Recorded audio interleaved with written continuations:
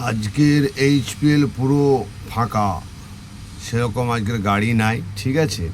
তবে তোমরা এই যতগুলো সেট দেখতে পাচ্ছ, এখানে সারাদিনে যতই গাড়ি আসুক না কেন সবাইকে রাত 9টার মধ্যে থেকে বার করে দেয়, লোড করে বার করে দেয়। আর দেখতে পাচ্ছ ওই সেই ফ্রিজটা, বুঝতে পারলে তো, সিকিউরিটি গার্ডে রেখেছে। এবার বিষয়টা হচ্ছে এইচপিএলটা দেখো কত সুন্দর পরিষ্কার পরিচ্ছন্ন।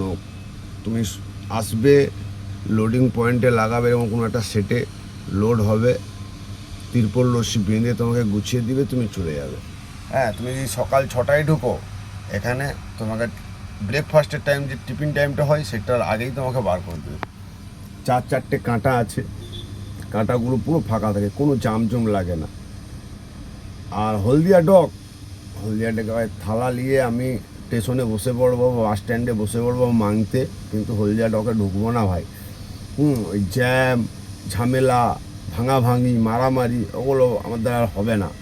দ্বিতীয়ত, নাকে কয়লা, কঁদে কয়লা, বাড়ির লোক বুঝতে পারবে না তুমি গাড়ি চালাতে গিয়েছিলে না কয়লা খালি করতে গিয়েছিলে। তাই যায় না ভাই, এখানে ভাই থাকি এইচপিএলে আসো, দেখা হবে, কোনো সমস্যা নেই। চলো, ঠিক আছে, বাই বাই।